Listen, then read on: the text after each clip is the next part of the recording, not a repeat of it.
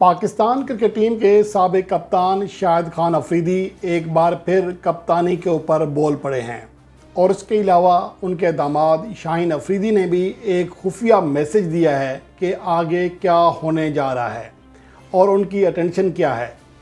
तो ये चीज़ें मौजूदा वक्त का जो तकाज़ा है या सिनारियो है उसको मज़ीद अयां कर रही हैं कि पाकिस्तान टीम में दरहकीकत जो मसाइल थे वो क्या थे।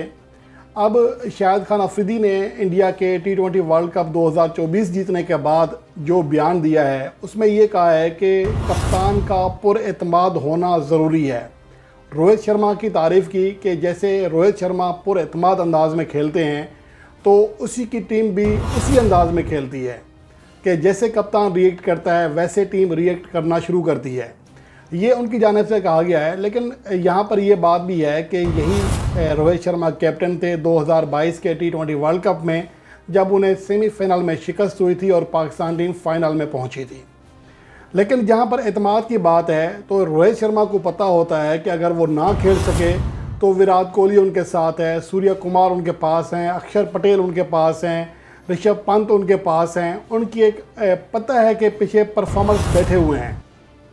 लेकिन जब आपके कप्तान को ये पता हो कि अगर मेरी विकेट गिर गई तो लाइन लग जानी है तो फिर एतमाद कैसे आएगा। तो ये बात भी सोचने की है। और उसके साथ साथ सबसे अहम बात यह है कि विराट कोहली फाइनल मैच से पहले पूरे टूर्नामेंट में फ्लॉप हुए। स्ट्राइक रेट 100 था, लेकिन किसी ने उनके ऊपर तनकीद नहीं की है। भारतीय मीडिया हो, भारतीय मुबसरीन हों या बाकी लोग हों, ये सोशल मीडिया ट्रोलिंग करने वाले हों, किसी ने भी विराट कोहली के ऊपर ट्रोलिंग नहीं की है। लेकिन पाकिस्तान में अगर बाबर आजम या रिजवान एक भी ऐसी इनिंग्स खेल लें जिसमें उनका स्ट्राइक रेट कम हो तो उसके बाद तनकीद शुरू हो जाती है, ट्रोलिंग शुरू हो जाती है। लेकिन मसला ये है कि ठीक है बाबर आजम और रिजवान के आप स्ट्राइक रेट के ऊपर बात करें, लेकिन ये तब बात अच्छी लगती है जब हमारे पास बैकअप में 150 प्लस के स्ट्राइक रेट से रन करने वाले बैटर्स बैठे हों। आज़म खान की कारकर्दगी आपके सामने है, इफ्तिखार अहमद की, फ़खर ज़मान की। फ़खर ज़मान गो के दौरा न्यूजीलैंड में अच्छी परफॉर्मेंस देने में कामयाब रहा है, दौरा इंग्लैंड में, दौरा आयरलैंड में, लेकिन T20 वर्ल्ड कप 2024 में वो बिल्कुल फ्लॉप हुए। 4 मैचेस में सिर्फ 33 रन कर सके, 13 उनका बेस्ट स्कोर था। लेकिन काम ये नहीं का कोई कह रहा कि यार फ़खर ज़मान भी नाकाम हुआ है, इफ्तिखार अहमद भी हुआ है, नहीं, तमाम तर मलबा जो है वो इनके ऊपर है। और जहां रोहित शर्मा के एतमाद की बात है उसको पता है कि उसके खिलाड़ी जान लगाते हैं। सूर्य कुमार यादव ने जो आखिरी ओवर में कैच लिया फाइनल में डेविड मिलर की, गो के थोड़ा सा मुतनाज़ है, लेकिन उसने 100% दिया अपना। और यही मैच जब अमेरिका के ख़िलाफ़ हम खेल रहे थे, एक सीधा कैच आया मिड ऑफ पर, शाहीन अफरीदी ने ड्रॉप कर दिया। उसके बाद हारिस रऊफ ने 3 गेंदों पर 12 रन का दिफा ना किया। उसके बाद सुपर ओवर में आपके मेन बॉलर ने 18 रन दे दिए। तो फिर एतमाद कहाँ से आएगा। ये टीम वर्क का नाम होता है। आप ये देख लें कि फ़ाइनल मैच में रोहित शर्मा, ऋषभ पंत नहीं चले, सूर्य कुमार यादव नहीं चले, लेकिन अक्षर पटेल ने और विराट कोहली ने अपनी टीम का स्कोर 177 तक पहुँचा दिया। तो गेम प्लान ये होता है, एक प्लेयर के ऊपर टीम नहीं चलती या 2 प्लेयर्स के ऊपर टीम नहीं चलती है। और बॉलिंग का जो हमारा हाल है वो सबके सामने है। हम निहाद सुपरस्टार ज़रूर हैं, लेकिन जसप्रीत बुमराह ने साबित कर दिया है कि वो हकीकी स्टार है। उसने कई ऐसे मैचेस जितवाया अपनी टीम को जिसमें उसकी टीम लगभग मैच से टोटली बाहर हो चुकी थी। पाकिस्तान के ख़िलाफ़ मैच हो या फाइनल मैच हो साउथ अफ्रीका के ख़िलाफ़, तो उसने शानदार बॉलिंग कारकर्दगी दिखाकर अपनी टीम को जितवाया है। और जहाँ तक माइंडसेट की बात है तो हमारे यहाँ सिर्फ 1 से 2 कप्तानी चेंज हुए हैं, तो यहाँ पर मसले शुरू हो गए, यहाँ पर ग्रुपिंग शुरू हो गई। लेकिन अगर इंडिया की बात करें तो 4 कैप्टन खेल रहे थे, लेकिन उनके अंदर ग्रुपिंग दिखाई नहीं दी है। उनके भी मसले हैं। हार्दिक पांड्या को जब कैप्टन बनाया गया था तो रोहित शर्मा को मुंबई इंडियंस का कैप्टनसी से हटाया गया था और जसप्रीत बुमराह भी कैप्टन कर चुके हैं, सूर्य कुमार यादव भी कैप्टनसी कर चुके हैं, विराट कोहली को हटाकर रोहित शर्मा को लाया गया था, लेकिन उनके अंदर ये मसले नहीं थे।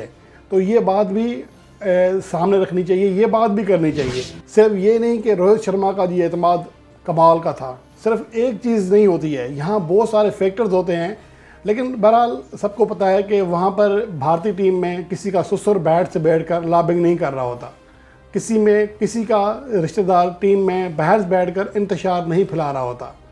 तो ये मसले भी होते हैं। इवन के बाबर आजम का अगर देख लें, वो उनके जो वालिद साहब हैं जो उनको मशवरा देते हैं उसके ऊपर अमल करते हैं। अब उनको तो नहीं पता कि ग्राउंड रियलिटी क्या है। तो ये चीज़ें जो फैमिली इन्वॉल्वमेंट हो गई है ये बहुत ज़्यादा हो गई है, तो इससे पाकिस्तान टीम को दूर करना है। और दूसरी जो बात है वो जो शाहीन अफरीदी ने अहम बात की है, वो ये कह रहे हैं कि हाँ, जब मेहनत करते हैं तो टीम जीतती है। तो इसका मतलब ये है कि वो मानते हैं इस बात को कि पाकिस्तान टीम मेहनत नहीं कर रही थी।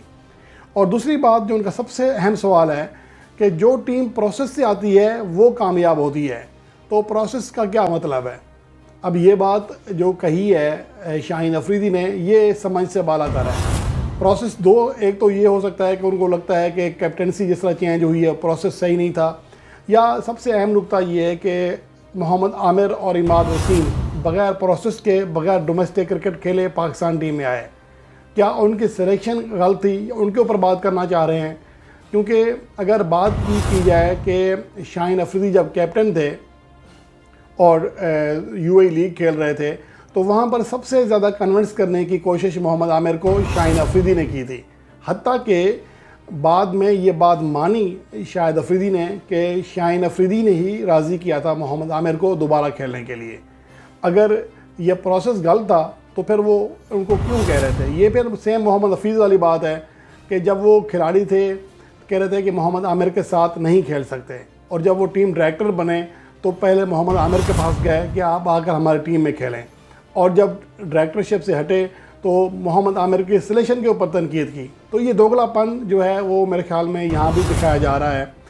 और अहम बात ये है कि आजकल जो शाहीन अफरीदी हैं वो दी 100 नहीं खेल रहे, हालांकि 5000 पाउंड लेकर भी वहाँ नहीं गए, माजरत कर लिया है। उसकी वजह ये बताइए कि वो फैमिली को टाइम देना चाहते हैं। फैमिली तो उनके साथ लंदन जाती है, तो फैमिली का टाइम तो टाइम ही टाइम होता है उनके पास। दर हकीकत इस दौरान जो पाकिस्तान क्रिकेट में डेवलपमेंट हो रही है, वो चाह रहे हैं कि कनाडा में जो T20 लीग है वो खेलें, और इस दौरान अपना जो टोटल फोकस है वो पाकिस्तान क्रिकेट में होने वाली डेवलपमेंट पर कर रखें कि यहाँ पर अब क्या चेंज होना जा रहा है। कप्तानी के हवाले से बातें हो रही हैं, लॉबिंग हो रही है, पीछे बहुत सारे मामलात हैं जो कि बोर्ड के अंदर डिस्कस हो रहे हैं। 6 जुलाई को मेरे ख्याल में बड़ी मीटिंग है जिसमें कुछ फैसले होने हैं। गैरी क्रिस्टन की रिपोर्ट के बाद सूरत हाल देखी जाएगी। तो ये सारी चीज़ें शाहीन अफरीदी यहाँ रहकर करना चाह रहे हैं, और इसी वजह से वो दी 100 नहीं खेलने गए। हालांकि दी 100 में बड़ी खुशी उन्होंने ये कॉन्ट्रैक्ट कबूल किया था, दूसरे हाई पेड प्लेयर थे, लेकिन यहाँ पर उनका फोकस जो है फ़िलहाल पाकिस्तान क्रिकेट की होने वाली जो आउट द फील्ड सरगर्मियाँ हैं। ज़ाहिर है हमारे क्रिकेट तो फ़िलहाल नहीं है, हमने बांग्लादेश के खिलाफ सीरीज़ खेलनी है अगस्त में जाकर, वो भी अगस्त के एंड में। तो फ़िलहाल हमारे पास यहाँ पर सिर्फ यही सरगर्मियाँ हैं कि उखाड़ बिछाड़ क्या होगी, कैप्टन कौन बनेगा, फ़लाँ चेंजिंग्स क्या होंगी। तो यही चीज़ हो रही है और इसी पर वो फोकस किए हुए हैं। और शाहिद अफरीदी भी ज़ाहिर सी बात है कि गाहे बगाए कैप्टनसी के हवाले से बात करते हैं। अब उनका ये कहना है कि सिलेक्शन कमेटी के पास इख्तियार होना चाहिए कि कैप्टन कौन हो।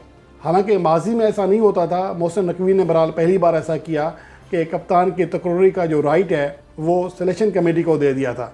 लेकिन बहरहाल अब ये चीज़ें हैं, शाहिद अफरीदी अपनी लॉबिंग कर रहे हैं, शाहीन अफरीदी का फोकस यहाँ पर लगा हुआ है, बाबर आजम के चक्कर लग रहे हैं स्टेडियम्स के, वहाँ 2 घंटे प्रैक्टिस करते हैं। ज़ाहिर सी बात है कि अब ये चीज़ें पाकिस्तान क्रिकेट के लिए बेहतर नहीं हैं।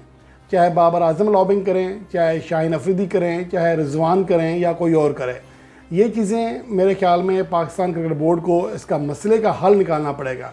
वरना कप्तान कोई भी बन जाए, अगर ये मामलात ऐसे चलते रहे तो पाकिस्तान टीम कभी भी बेहतरी की जानिब गामज़न नहीं हो सकेगी।